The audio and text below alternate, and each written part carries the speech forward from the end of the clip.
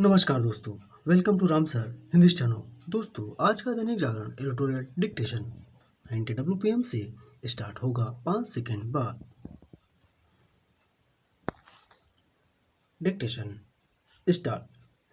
चुनावों के समय कैसी घोर गैर जिम्मेदाराना बयानबाजी होती है, इसका उदाहरण है पश्चिम बंगाल की मुख्यमंत्री ममता बनर्जी का यह विचित्र प्रश्न है कि क्या भाजपा के पास चुनाव से पहले एक और पहलगाम हमले के लिए कोई खाका तैयार है।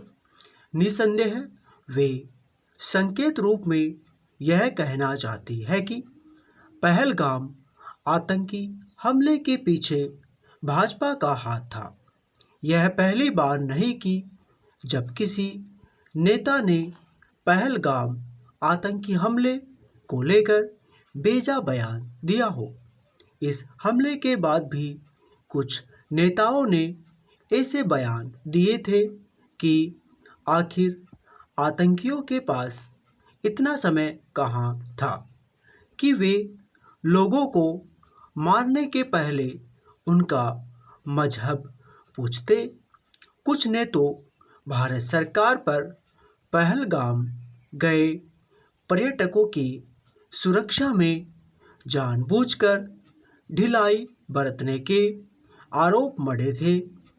इसे भी विस्मृत नहीं किया जा सकता कि पुलवामा आतंकी हमले के बाद भी कुछ नेताओं ने अपने संकीर्ण स्वार्थों को सिद्ध करने के फेर में केंद्र सरकार को ही कटघरे में खड़ा करने की कोशिश की थी। यह साफ है कि ममता बनर्जी ने अपने वोट बैंक को तुष्ट करने के लिए बेतुका बयान दिया, लेकिन ऐसा करके उन्होंने राष्ट्रीय हितों को गंभीर क्षति ही पहुंचाई। उन्होंने पाकिस्तानी रक्षा मंत्री ख्वाजा आसिफ की उस धमकी के सिलसिले में उक्त बयान दिया जिसमें उन्होंने कहा था कि यदि भारत ने फिर से अपने लोगों पर ऐसी कोई कार्रवाई की जिसका दोष पाकिस्तान पर मढ़कर उसे निशाना बनाया, तो हम कोलकाता तक हमले करेंगे।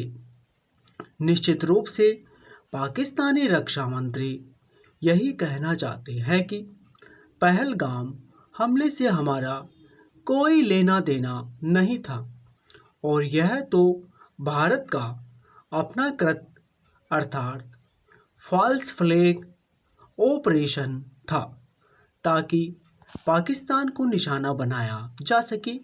उन्होंने यह बयान रक्षा मंत्री राजनाथ सिंह की ओर से इस्लामाबाद को दी गई इस चेतावनी के बाद दिया कि यदि पाकिस्तान से दोबारा आतंकी हमले हुए तो भारत अभूतपूर्व कार्रवाई करेगा।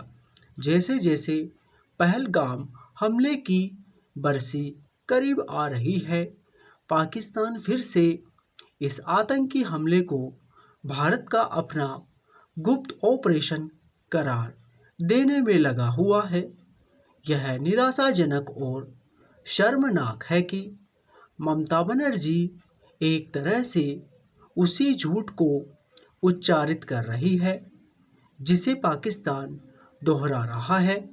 माना कि चुनाव के अवसर पर राजनीतिक दलों में तीखी बयानबाजी होती है, पर इसकी भी एक सीमा होती है। वोट बैंक के लोभ में किसी नेता को इस हद तक नहीं चले जाना चाहिए कि उससे देश के शत्रुओं को लाभ मिले।